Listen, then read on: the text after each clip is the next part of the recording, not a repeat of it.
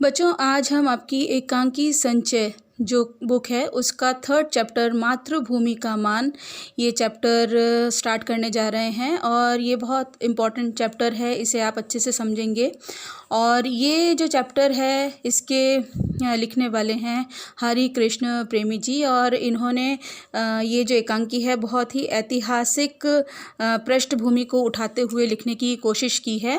और यहाँ पर जो पात्र परिचय हैं उनका मैं आपको विवरण दे रही हूँ। राव हेमू जो हैं वो बूंदी के शासक हैं, और अभय सिंह जो हैं वो मेवाड़ के सेनापति हैं। महाराणा लाखा जो हैं वो मेवाड़ के शासक हैं। जिस तरीके से राव हेमू बूंदी के शासक हैं, महाराणा लाखा जो हैं मेवाड़ के शासक हैं। और वीर सिंह जो है मेवाड़ की जो सेना है वहाँ का एक सिपाही है, लेकिन रहने वाला है बूंदी का।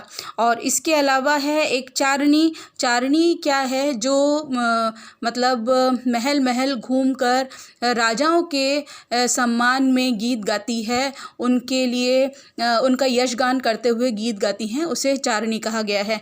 तो यहाँ पे आपको बच्चों ये समझना होगा कि राव हेमू का जो बूंदी है वो महाराणा लाखा के मेवाड़ से छोटा है, ठीक है। और मेवाड़ के जो महाराणा हैं वो बूंदी को अपने अधीन करना चाहते हैं। तो हरि कृष्ण प्रेमी जी ने बहुत ही अच्छे ढंग से देश प्रेम की भावना को जगाते हुए ये कहानी लिखने की कोशिश की है। और इस कहानी का जो प्रारंभ है वो बूंदी के राव हेमू और मेवाड़ के जो सेनापति हैं अभय सिंह की बातचीत से शुरू होता है।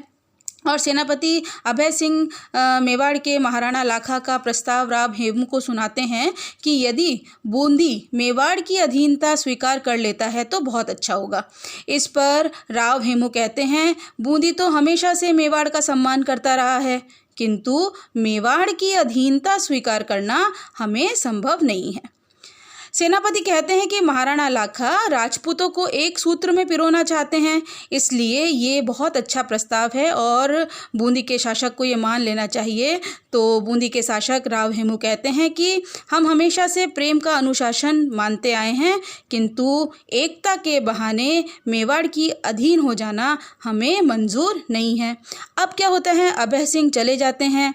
अब मेवाड़ के महाराणा लाखा और बूंदी के राव हेमू के बीच में युद्ध होता है और किसी कारणवश महाराणा की हार हो जाती है। वे बहुत दुखी हो जाते हैं और वे इस हार को मेवाड़ के आत्मगौरव पर कलंक मानते हैं।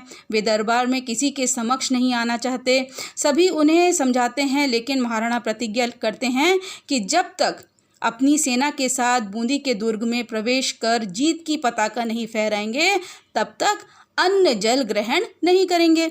सेनापति अभय सिंह कहते हैं कि बहुत अच्छा ये सोच है, निश्चित रूप से हम ऐसा ही करेंगे, लेकिन इस बात को पूरा करने के लिए पता नहीं कितना समय लग जाएगा। तो आपका जो यह प्रतिज्ञा करना है वो उचित नहीं है। तो ऐसे में चारनी गीत गाते हुए आती है और वो संदेश देती है कि राजपूतों को भाई आपस में युद्ध नहीं करना चाहिए, बल्कि प्रेम के बंधन में सभी को पूरे पिरोने की कोशिश करनी चाहिए।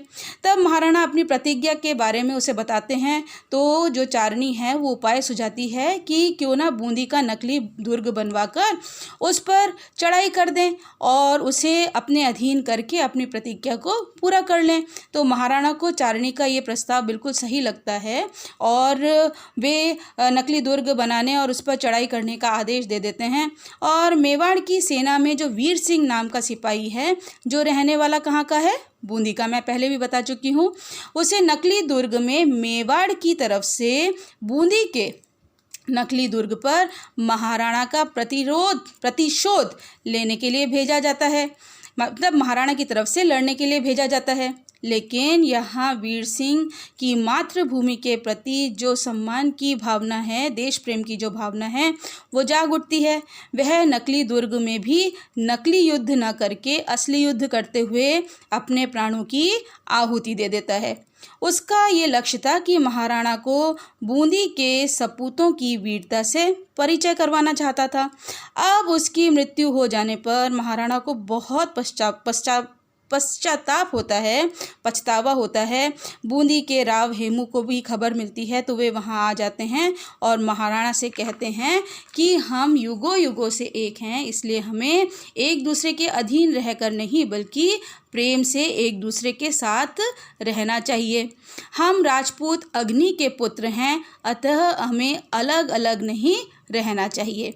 तो बच्चों, ये जो है ये एक ऐतिहासिक एकांकी है और इस एकांकी के माध्यम से हरीश कृष्ण जो प्रेमी जी हैं उन्होंने मतलब पाठकों को, जो पढ़ने वाले हैं, उनमें मातृभूमि से प्रेम करने के बारे में प्रबल जोर दिया है। तो ये जो कहानी है बहुत अच्छी कहानी है, इसे आप थोड़ा थोड़ा पढ़ने की कोशिश कीजिए और समझने की कोशिश कीजिए।